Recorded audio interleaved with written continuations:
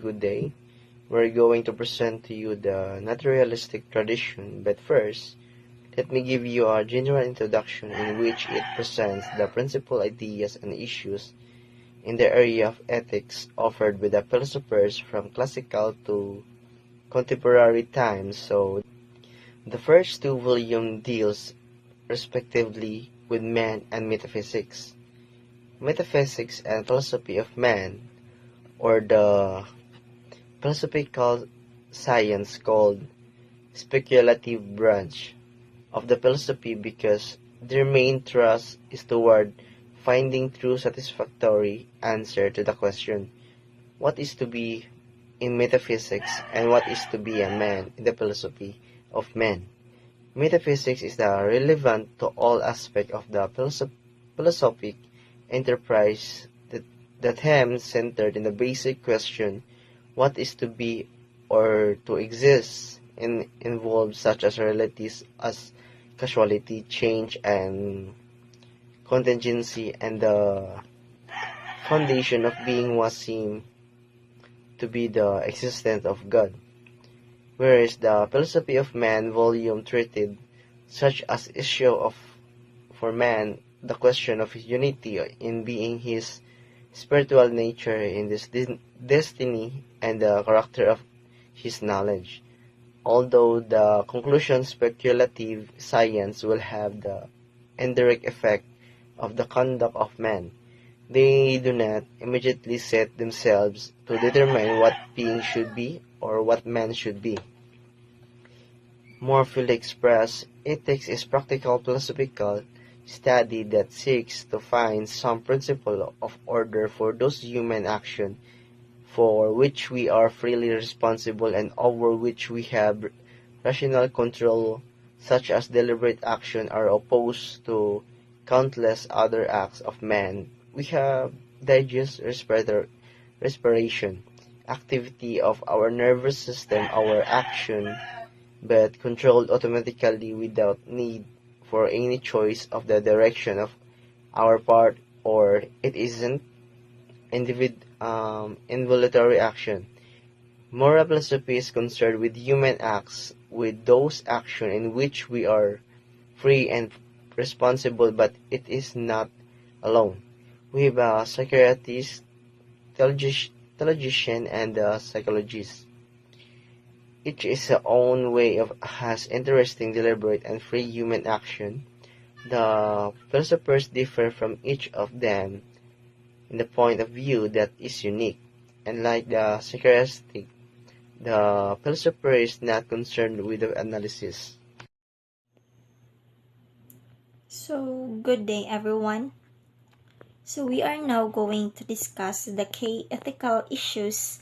And by the way, before that, I am Kate Noel C. Pelutas. So, we have here the table of contents in these topics. We have 4 contents to be discussed. The first one is the value. The second one is the obligation. The third one is the natural law. And the last but not the least, the fourth one is the virtue. So first, let's have the value, or also called as theory of value. Value or theory of value is sometimes defined as the object of human desire. And striving, the technical name of this key ethical issue is axiology. And if we are going to define axiology, it is the study of the nature of value and valuation, and of the kinds of things that are valuable. So in this ethical issue, there are 4 different perspectives to be discussed. So first one, let's have the classical Greek. So classical Greek value for them, it is the life live according to reason, or the end in view proper to human striving. A second perspective is for the naturalist. So for them, the best possible fulfillment of the individual in society is attained through the techniques of behavioral sciences. The third perspective is the Christian. They find value in good life, leading to union with God, and last but not the least, the fourth perspective is the existentialist. So for them, value exists in authenticity, or an individual taking his life and his commitment seriously with full of responsibility. So next, we have the obligation. We are now going to discuss what is obligation. So if we are going to define obligation, it is the claim made upon us by reason that some things are to be done and deserves praise, whereas others are to be avoided and deserve to blame so clearly. It is related to the notions of responsibility and freedom. So we have here a German philosopher, which is Immanuel Kant. He is a German philosopher of enlightenment, and he stated that the experienced fact of duty or responsibility implies that we are free. He even said in his own words that I owe therefore I can. And lastly, the technical name of this key ethical issue is the ontology. And if we are going to define what is the ontology, it is a theory that suggests actions are good or bad according to a clear set of rules. So for the third one, we have the natural law. So for natural law, let us start with a question. Are all standards of right and wrong conditioned solely by the cultural norms by which one lives? If your answer yes to the question, then you belong to the cultural relativist, like the naturalist, because they view the emerge of novel situations as a perpetual condition of an evolutionary universe and so cannot grant any standard based on unchanging human nature can be adequate. And if you answer no to the question and oppose that it is not solely by the cultural norms by which one lives, then you belong to the Thomas or Aristotelians because they call on a natural law theory that states that man himself is capable of setting up a standard of morality based on his own nature. So we have the fourth, which is the virtue. Last but not the least topic, so this is the last key ethical issue and the fourth and final key topic in moral theory. Virtue is the power for moral action that enables man to act with ease and order in some area of his life. These excellences or good qualities have been given emphasis from classical times up to today. We have here examples that Greek sold wisdom in philosophy and prudence, while they seek justice in politics. And lastly, the existentialist stresses courage in the face of responsibility. And that ends of my discussion about the four K ethical issues. And in order to see how these topics are of central concern of naturalistic tradition. Good day, everyone. I am Jacqueline Pizaras, and the next topic we have is a naturalistic tradition. So, when it relates to philosophy, a theory believes in scientific methods by which it affirms that all beings and events in the universe are based on scientific method. So, which means naturalistic tradition believes in science and is secretly contributed by science, and it needs some proving and synchronizing ideas in a particular existence. Example of this are research, case studies, experiments, and what you have seen in your surroundings. And talking about what you have seen in your surroundings are all both living and living things are considered true when it happens to believe universally, such as when you have an idea or when you claim that a certain thing is true and was believed by many, that only means that thing is greatly empowered and greatly belongs to naturalistic tradition. Whereas when you have a claim that only 30% or less of the population believes and 70% does not, then that only means that it falls in supernaturalist of tradition. The supernaturalists of tradition, these are the things that are not proven yet and is not based on factual study and more likely an opinionated one. The naturalistic tradition's purpose is to explain and test scientific endeavors, hypotheses, and events with reference to natural causes and events. For the naturalistic tradition, the naturalistic ethics, they are the third perspective in moral philosophy. It is a moral theory that considers ethics to be essentially an empirical science of human conduct, value, and obligation. For the empirical, that the naturalistic moralist seeks to base his claims on relevant findings of the behavioral sciences and natural sciences, such as sociology, anthropology, and physiology, and the natural sciences, such as biology, chemistry, and physics. For the naturalism, so naturalism is a worldview philosophical. It does not require supernatural cause, conservation, or government. The world is self-existent and capable of its own direction. There is no purposiveness working in the world, and it has no precise meaning in the contemporary fallacy.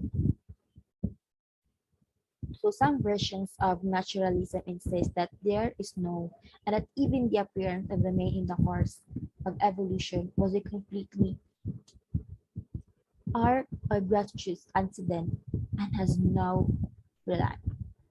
So according to self-proclaimed naturalists from that period such as John Dewey, Ernest Nagel, Sidney Hook, and Roy Wood Sellars, and they aim to ally philosophical more closely with science, and they even urge that reality is exhausted by nature, with no containing nothing, and it doesn't, and that the scientific method should be used to investigate all of reality, including the human spirit. Good morning, everyone. My name is Karen Kate Pansoy, and I am going to tackle about the perspective of naturalism. It was provided by the publication of Charles Darwin, Origin of Species in 1859. He also established his theory of evolution of man from brute animal ancestor by his principle of natural selection. From this principle, the survival of the fittest species by natural selection is a scientific fact that makes the presence of a provident and conserving God no longer a necessity. He also stresses the kinship of a man with nature. Charles Darwin, he saw nature as thought and law and influences many naturalists, and one of that is John Dewey. He stressed the risk man has to take in his dealings with a world that cannot always be expected to be friendly and a necessity. Charles Darwin agreed with Greek and Christian philosophers. There are some stabilities in the world through scientific method. Some objective knowledge of the world can be gained. Although the naturalists will justly insist on the function of reasonable instrument for successful encounter with a world of risk and uncertainties, we must refuse to characterize him as thinking that the world is changing so fast that no stability is possible and no continuity is available. In this tradition, the very acquisition of stability and equilibrium is the price of a reason informed with scientific method, and the naturalist is no sense an responsible relativist. And that's how my report ends. Thank you.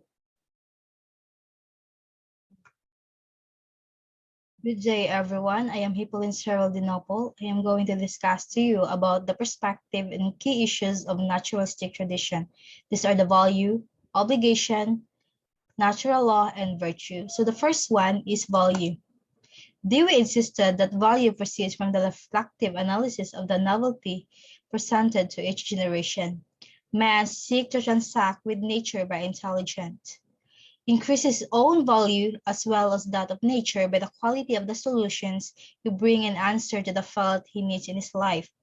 Supreme values is attained when the intellectual mediation of the challenges offered by the world is successful. The good man mediates the conflict between past knowledge and present novelty. He does not flee the problems of this world by looking to another more perfect world, for the answers must be found in this world. The kind of knowledge that will drive the needed answers is known as scientific method, which since the time of Galileo has transformed world in which we live. Dewey gives his analysis of value in the selection, reconstruction, moral consumption. So the second one is obligation.